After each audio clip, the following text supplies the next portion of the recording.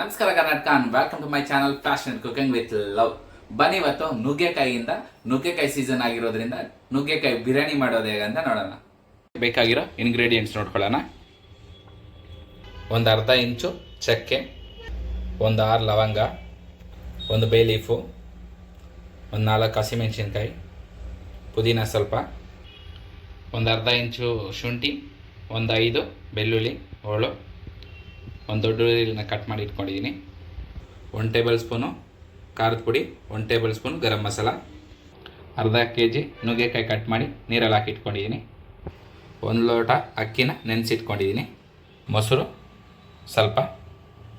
ನೀವೇನಾದರೂ ಇದೇ ಮೊದಲ ಬಾರಿಗೆ ನನ್ನ ಯೂಟ್ಯೂಬ್ ಚಾನಲ್ ನೋಡ್ತಿದ್ರೆ ಸಬ್ಸ್ಕ್ರೈಬ್ ಮಾಡಿ, ಫ್ರೆಂಡ್ಸ್ ಆ್ಯಂಡ್ ಫ್ಯಾಮಿಲಿ ಜೊತೆ ಶೇರ್ ಮಾಡಿ. ಈ ಸಿಂಪಲ್ ಆದ ರೆಸಿಪಿನ ಮನೇಲಿ ಟ್ರೈ ಮಾಡಿ ನೋಡಿ, ಹೇಗೆ ಬಂತು ಅನ್ನೋದನ್ನು ಕಮೆಂಟ್ ಮೂಲಕ ತಿಳಿಸೋದನ್ನು ಮಾತ್ರ ಮರಿಬೇಡಿ. ನಾವು ಮೊದಲೇ ಕಟ್ ಮಾಡಿ ಇಟ್ಕೊಂಡಿರೋಂಥ ಈರುಳ್ಳಿನ ಅರ್ಧ ಹಾಕ್ಕೊಳ್ಳೋಣ, ಶುಂಠಿ ಬೆಳ್ಳುಳ್ಳಿನ ಹಾಕ್ಕೊಳ್ಳೋಣ, ಪುದೀನ ಹಾಕ್ಕೊಳ್ಳೋಣ, ಹಸಿಮೆಣಸಿನ್ಕಾಯಿನ 4 ಹಾಕ್ಕೊಂಡು ಇದನ್ನು ಸ್ಮೂತ್ ಪೇಸ್ಟ್ ಮಾಡ್ಕೊಳ್ಳೋಣ. ನೋಡಿ, ಕುಕ್ಕರ್ ಇಟ್ಕೊಂಡಿದ್ದೀನಿ. ಕುಕ್ಕರಾಗಿ ಬಿಸಿ ಆಗಿದ ತಕ್ಷಣ ಎಣ್ಣೆ ಹಾಕ್ಕೊಳ್ತೀನಿ. ನೋಡಿ, ಎಣ್ಣೆ ಬಿಸಿಯಾಗಿದೆ. ಈಗ ಒಂದು ಬೇ ಲೀಫು, ಈ ಚಕ್ಕೆ ಲವಂಗನ ಹಾಕ್ಕೊಳ್ತೀನಿ ಇದರಲ್ಲಿ. ಅದ್ರ ಜೊತೆಗೆ ಹಂಗೆ ಕಟ್ ಮಾಡಿ ಇಟ್ಕೊಂಡೋದಂಥ ಈರುಳ್ಳಿನ ಹಾಕ್ಕೊಳ್ತೀನಿ.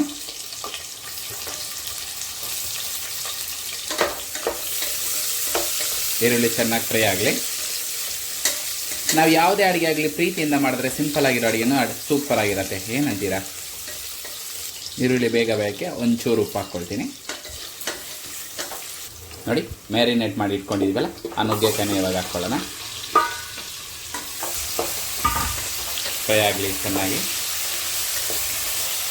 ಹಾಗೆ ಮಿಕ್ಸಿ ಮಾಡಿ ಇಟ್ಕೊಂಡಿದ್ವಲ್ಲ, ಆ ಮಿಕ್ಸಿ ಮಾಡಿರೋ ಪೇಸ್ಟ್ನ ಸಹ ಇದರಲ್ಲೇ ಹಾಕ್ಕೊಂಡು ಫ್ರೈ ಮಾಡ್ಕೊಳ್ಳೋಣ ಚೆನ್ನಾಗಿ.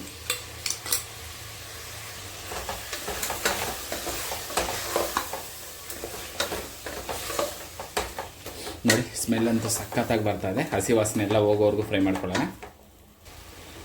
ನೋಡಿ, ಚೆನ್ನಾಗಿ ಫ್ರೈ ಮಾಡ್ಕೊಳ್ತಿದ್ದೀನಿ. ಇನ್ನೊಂದು 2 ನಿಮಿಷ, ಮುಕ್ಕಾಲಷ್ಟು ಬೆಂದೋಗ್ಲಿ ನುಗ್ಗೆಕಾಯಿ. ನಾನು ಗರಂ ಮಸಾಲ ಹಾಕಿರೋದ್ರಿಂದ ಟೇಸ್ಟ್ ಅಂತೂ ತುಂಬ ಚೆನ್ನಾಗಿ ಬರುತ್ತೆ, ಫ್ಲೇವರ್ ಅಂತೂ ಸಖತ್ತಾಗಿರುತ್ತೆ.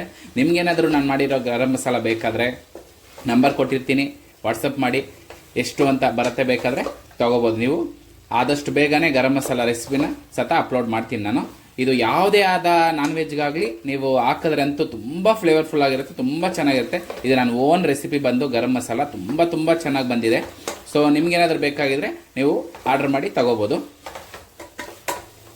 ಬರೀ ಗರಂ ಮಸಾಲ ಮಾತ್ರ ಅಲ್ಲ, ಧನಿಯಾ ಪುಡಿ, ಚಿಲ್ಲಿ ಪುಡಿ, ಸಾಂಬಾರು ಪುಡಿ ಮತ್ತು ಉಪ್ಪಿನಕಾಯಿ ಎಲ್ಲ ಸಿಗುತ್ತೆ. ನಿಮಗೇನು ಬೇಕೋ ಆರ್ಡ್ರ್ ಮಾಡಿ ತೊಗೋಬೋದು ಬೇಕಾದರೆ. ನೋಡಿ, ಈಗ ಸ್ವಲ್ಪ ಸಾಲ್ಟ್ ಹಾಕ್ಕೊಳ್ತೀನಿ. ರಾಕ್ ಸಾಲ್ಟೇ ಹಾಕ್ಕೊಳ್ತಿದ್ದೀನಿ ನಾನು.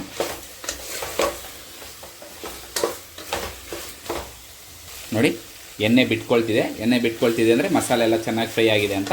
ಈಗ ನಾವು ತೊಳೆದಿಟ್ಕೊಂಡಿರೋಂಥ ಅಕ್ಕಿನ ನೆನೆಸಿಟ್ಕೊಂಡಿದ್ದೀನಿ, ಅದನ್ನು ಹಾಕ್ಕೊಳ್ಳೋಣ. ನಾನು 1 ಬೌಲ್ ಅಕ್ಕಿನ ತೊಳೆದು ನೆನೆಸಿಟ್ಕೊಂಡಿದ್ದೀನಿ. ಇದನ್ನು ಸುಮಾರು 3 ಜನ ತಿನ್ಬೋದು. ಸೊ ಇದನ್ನು ಒಂದು 2 ನಿಮಿಷ ಹಂಗೆ ಫ್ರೈ ಮಾಡ್ಕೋಬೋದು. ನೋಡಿ, 1 ಕಪ್ ಅಕ್ಕಿನ ನೆನೆಸಿಟ್ಕೊಂಡಿದ್ದೀನಿ. ಸೊ ನೆನೆಸಿರೋದ್ರಿಂದ 1 ಕಪ್ ಹಾಕಿದ್ರೆ ಸಾಕು. ನಾನು ನುಗ್ಗೆಕಾಯಿ ಜಾಸ್ತಿ ಹಾಕಿರೋದ್ರಿಂದ 2 ಕಪ್ ನೀರನ್ನ ಹಾಕ್ಕೊಳ್ತಿದ್ದೀನಿ.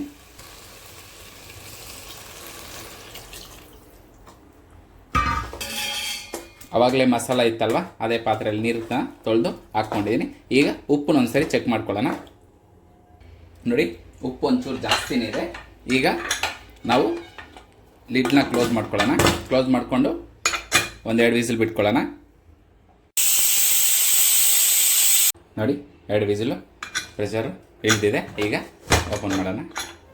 ನೋಡಿ, ಎಷ್ಟು ಕಲರ್ಫುಲ್ಲಾಗಿ ಬಂದಿದೆ ಅಂತ, ತುಂಬ ಚೆನ್ನಾಗಿದೆ.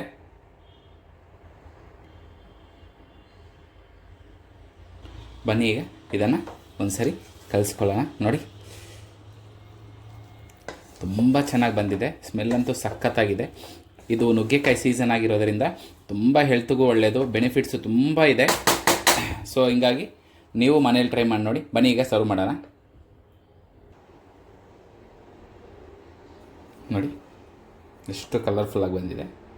ಮೊಸರು ಹಾಕ್ಕೊಂಡಿದ್ದೀನಿ. ಮೊಸರು ಜೊತೆ ರುಚಿ ನೋಡೋಣ ಬನ್ನಿ.